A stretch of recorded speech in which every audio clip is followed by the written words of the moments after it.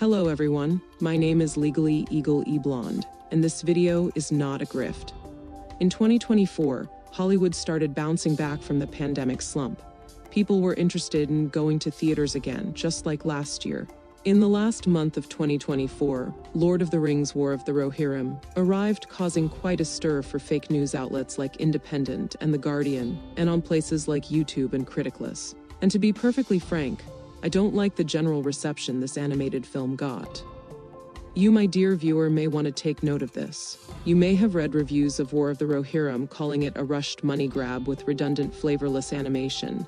You may have seen videos calling it unnecessary, woke, fan fiction, or you may have also heard of cliché cookie-cutter buzzwords like corporate cash-in, soulless cardboard cutouts, girl boss lady, or Mary Sue tossed around. The thing is, all of those video reviews occupy the same old tired cut-and-dry spot to anti-woke culture war slop from far-right grifters. Thankfully, everyone is coming around to knowing that they're not just dumb empty calories and have nothing of artistic merit or value to offer, but also to how addictively poisonous these rage-inducing videos are to both mind and soul. To put it simply, all of these videos are disposable, and the grifters who make them are not interesting. The question now is this: if the West doesn't want to make good Lord of the Rings content like they used to, who does? But first we need to go back in time to see how we even got here. The Lord of the Rings movies and the masterwork books they're based on started out as fantasy stories with simple morals. But simple can be deceptive. J.R.R. Tolkien wrote 875 pages over the span of 17 years, on top of surviving World War I. So he wasn't lazy, if anything. Half a century later, Peter Jackson and his team brought Tolkien's fantasy world to the big screen over several painstaking years of production.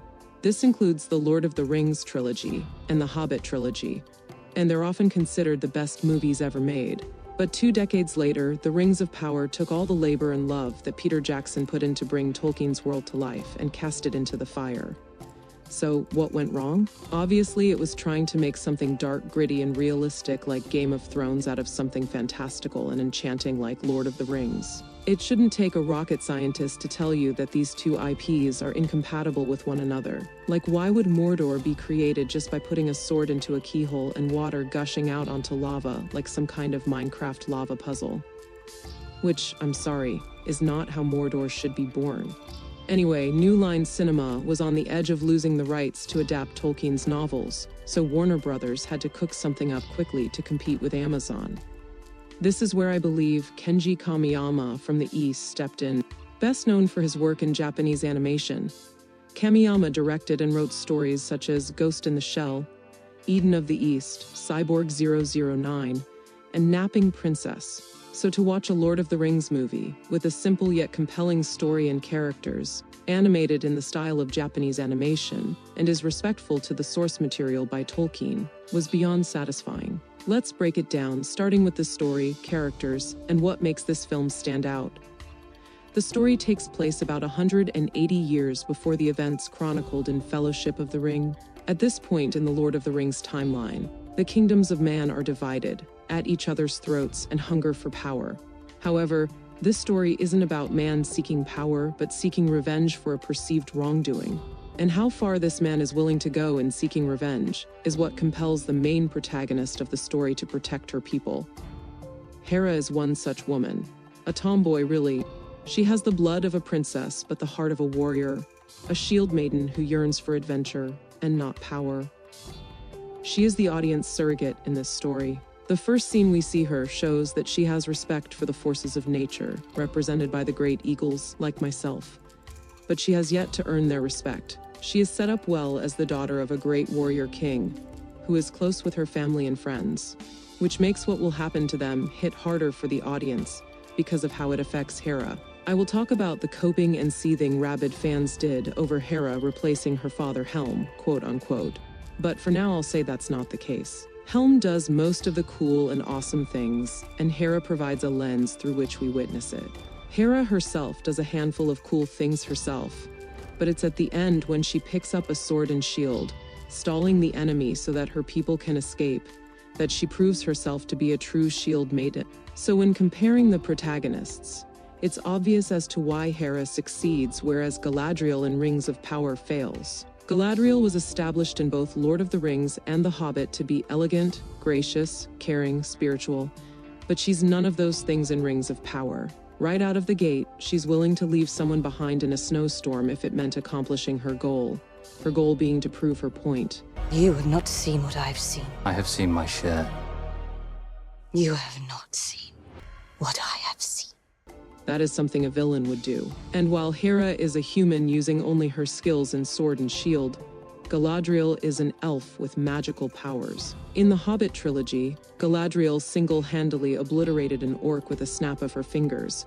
So with that kind of power level, her having a sword and armor in Rings of Power makes no sense. Not to mention, stab, twist, gut is horrible swordsmanship advice. It's not even efficient. Now, if you're one of those fans who is unconvinced that Hera feels like a Tolkien character, which, sure, the name sounds Greek, but there are several Greek names for characters in Lord of the Rings. So it's not all Scandinavian pure nor Germanic.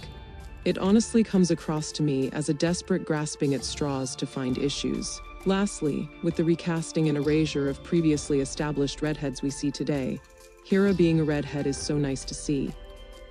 Moving on from Hera, we have her father Helm Hammerhand. Helm is a total badass. The dude is a mountain of a man and a beefcake. Underneath his tough exterior is a man who loves his family, so it makes sense as to why he would take it outside when Freka forcibly suggests Hera should marry Wolf, whom she has no interest in marrying. So Helm takes Freka's suggestion as an insult and knocks him out in one punch to the face. And yes, you can die from getting punched really hard in the face, I googled it. Helm's fight to protect his people are a treat to behold, but losing his sons in battle and single-handedly taking out his vengeance upon Wolf's forces at Hornburg is the highlight of his character. It's introduced from the enemy's perspective and is very effective. Combined with his last stand frozen in ice and in time, it's no wonder as to why Hornburg would come to be known as Helm's Deep in the Two Towers, which is my favorite Lord of the Rings movie, by the way. Now about the coping and seething. I don't know why some think the film should have been more about Helm when the marketing showed Hera as the main character. You would know that the story is about her just by looking at the trailers. I personally don't judge a movie based on its marketing, but you know it's bad when I have to appeal to marketing to defend said movie from unfair criticism. And it's not a bait and switch. Helm didn't get kicked out as the main character in favor of Hera. All I ask of fellow Lord of the Rings fans, please be more level-headed and don't believe everything grifters tell you. And then there's Wolf, the antagonist of the story. The man seeking revenge for the death of his father, but how far he's willing to go in seeking revenge is what makes him the villain. For the death of his father, Wolf is willing to cut off Helm's bloodline, which is nuts, but understandable. We may not know Wolf's relationship with his father was like, but blood for blood in this time when the race of man is disorganized is understandable. But what I do like about Wolf is he and Hera had a history as kids. They were out playing with swords and shields. She accidentally scarred him, but he doesn't hold it against her. That shows some maturity on his part, only for that maturity to regress when he's planning revenge. And to show Hera that he means business, he scars her. Though later on in the film, the scar on Hera's cheek disappears. That may be due to animation studios not communicating with each other during production. Anyway, for the people who tend to think Tolkien is too simplistic in writing the morals of his stories, Wolf is one of the many examples to the contrary. On the surface, it may seem light versus dark, good versus evil, love versus hate. But there's more to the dilemma than meets the eye once you look under the surface.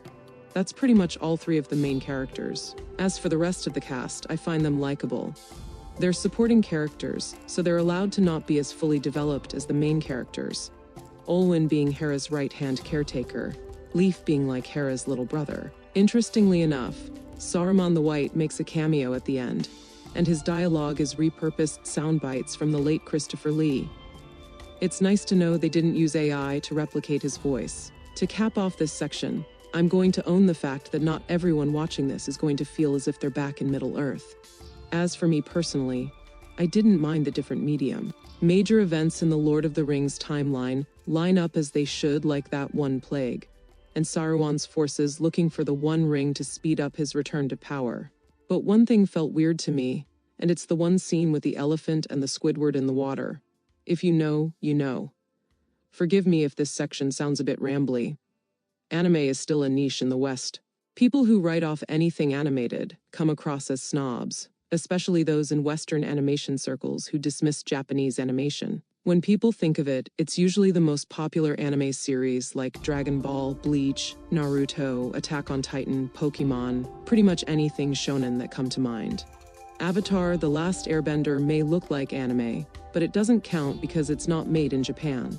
So it's rather refreshing when an obscure anime gets attention. Some of my favorite anime series of all time are obscure, like B-Train's Noir. Even the first 2 seasons of Attack on Titan are one of my favorites. Those two are slow burn anime, and War of the Rohirrim is a slow burn anime film. Not many people are going to get used to that kind of filmmaking, but it's not going to be everyone's cup of tea, and that puts me at ease. While this video started as an analysis of War of the Rohirrim, it has clearly become a matter of national, even global interest. Those fake news outlets I mentioned at the start have no regards for Japanese animation. This is why, aside from the Cuties debacle, I blame Netflix for not doing their due diligence. Netflix had the chance to open people's eyes to the subpar conditions Japanese animators work and live under, but they didn't. Because to Netflix, Japanese animation is a fad, a hot topic, a way to look hipster and cool than all the rest. But you know what? About 60 Japanese animation studios had a hand in the creation of this movie, so it's safe to say they know each other enough to create a support system. And $30 million in Japanese currency sounds about right. Now, I were to honestly weigh in on where War of the Rohirrim stacks up as an anime film, I'd say it's in the same tier as Hayao Miyazaki's works like Spirited Away and Princess Mononoke. Not as good as those works, as they're like a 95%, so War of the Rohirrim would be a 91%. So the big question with all of my thoughts laid out is this: is the film as bad as those bad faith vindictive grifters say it is? In my opinion, no. War of the Rohirrim is a solidly good film with stellar animation and great story and characters. Unlike The Rings of Power, there's a refreshing lack of terrible writing choices that made me stop and think, what the fuck? If there's anything that I hope to get across in this video, it's 2 things. 1, if you're going to adapt Tolkien's writings, you should at the very least be respectful to the source material. 2, even if your story doesn't make back 2.5 times back its budget, as long as it's well written, it'll win in the end.